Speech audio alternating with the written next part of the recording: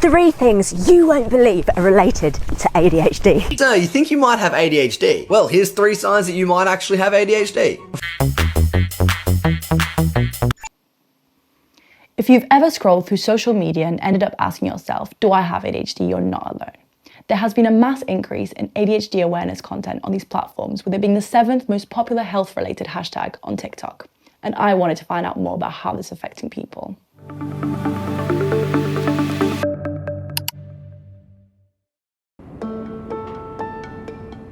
I'm on my way to meet recent graduate Beth Hopwood, who got diagnosed last year after seeing some ADHD awareness content on TikTok, which resonated with her. Hi Beth! Lovely to meet you. Nice to meet you. I'd sort of been treated for anxiety for like the whole of uni, and nothing really like properly worked. I tried like antidepressants and therapy and stuff, and it just didn't really like tackle the issue. My GP said to me, have you ever been assessed for ADHD? And I was like, no, because I was just thinking of like the stereotypical like boy at the back of the class, like naughty type of person. And I'd always sort of been quite good in school and quite quiet, so I like thought, oh, that's not me at all. Then I sort of started to see some creators on TikTok and Instagram sort of sharing what ADHD in women would look like. I think like seeing that education and awareness helped quite a lot for me to eventually go back to the doctors and say, oh, actually, I would quite like to be assessed for ADHD. As the videos online helped Beth realise she had ADHD, she decided to start making her own content in order to help others. It's basically, I'm on ADHD medication. I feel so anxious. I made one video saying like the things I like about having ADHD, and people were commenting things like, oh, I'm so glad you made this, like, made me feel so much better. But then some people commented not very nice things, and they were saying I was convincing people and like I was giving people ADHD, like it was something that I could give people. Yeah, I got quite a few sort of comments like that, which made me stop doing it for a while. I kind of convinced myself that I was then actually doing that. Just made me feel quite upset and like guilty in a way. Like, then I sort of spoke to people about it, and I just remember thinking it was so odd that like people think it's a bad thing that more people are getting diagnosed because of social media, when actually like for me it was like the awareness of it that sort of made me realise that I had it. So what actually is ADHD? I travelled to Doncaster to speak to psychiatrist Dan Olevich at his clinic. So ADHD is a condition which is classified in the group of neurodevelopmental disorders, which actually the person is really born with. So ADHD is split into 2 groups, the attention deficit type and the hyperactivity type. The hyperactive type will usually interrupt others, feel restless and fidget a lot, whilst the inattention type will get easily distracted, have trouble paying attention and getting organised, as well as losing important things. So a person with ADHD usually can't concentrate. They are describing it like having a constant noise in their mind. To get a formal diagnosis and a proper diagnosis, we should be using a structured assessment, which is a lengthy, up to 3 hours assessment, where there are questions to the person about their behaviors, but also there are questions to an informant who will give the information how they were around before the age of 12. People start believing that they can diagnose themselves, just based on a TikTok video. It's not that easy.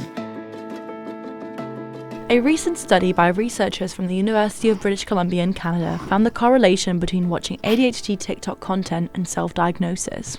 When we looked at the top 100 videos, most popular videos with the hashtag ADHD, about half of them did not align with the DSM diagnostic criteria for ADHD. And then we also showed undergraduates 10 of the TikTok videos that the psychologists had rated after watching the videos that we showed them. Particularly people with self-diagnoses of ADHD became more confident that they had ADHD, and people with no history of ADHD also started to think that maybe they also had ADHD. But despite the warnings, the paper found more and more young people are self-diagnosing after watching content online. I think I hadn't even really heard of ADHD until about 5 years ago, and then maybe in the past few years I've been at uni, it gets brought up in conversations more because we all see it on social media. Definitely on social media there's a lot of content that is like signs you have ADHD, you know, things that are not too specific, there's sort of things that are relatable to the general public. Especially if I relate to one of the behaviours they describe a bit too much, I'm like, yeah, that is so me, I might have ADHD. I was quite quick to self-diagnose and even use it as an excuse sometimes. I even missed a doctor's appointment and then I got all overwhelmed and I was thinking, oh, it must be because of this condition that I've seen on social media. I would commit to a task and not do it and then be like, oh, this is just, I'm so ADHD like this. So yeah, and it becomes almost an adjective, like I'm so ADHD. Yeah, it becomes what a does label. that even mean anymore? Exactly. Here in Sheffield, there is currently a 6-year waitlist to get an ADHD diagnosis, with the NHS services only attending 3 people in a year, according to a BBC investigation, making it harder than ever to get appointments and medication. 22-year-old Nicole from Sheffield was diagnosed with ADHD when she was 8 years old, after her school teacher noticed she had trouble concentrating in class. I grew up with other kids who had ADHD. It was very much like, they're just naughty, or they're just hyperactive, or they just can't be bothered to learn. That's why they stare out the window all day. It was never, there might be something wrong. And then when I got diagnosed, a lot of people didn't really understand. I don't even think my mum and my dad really knew that it was even a thing. Although she appreciates people being more aware of her condition, she is wary of all the content online. I think I feel a bit frustrated by the content and people pushing that content all the time, because it is also the very baseline. It's really a struggle to live with ADHD. I've noticed that there's been a lot more people who are wanting a diagnosis, and I think maybe the influx of people seeking a diagnosis and obviously getting the help that they need means that there's less medication. So it's really hard to get hold of this medication that I'm on.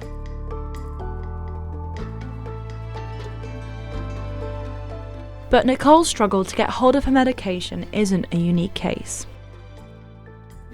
I don't think that the boom of people being diagnosed with ADHD, that the manufacturers actually were ready for that. I had a patient who made 50 phone calls to various pharmacies to see if they have a box of certain medication that he was prescribed. And we had people who were started in treatment some years ago as well and had to stop the treatment because they couldn't get hold of the medication. While the rise in people seeking diagnosis is putting pressure on resources and the risk of self-diagnosis is clear, there are people who think the positives may outweigh the negatives.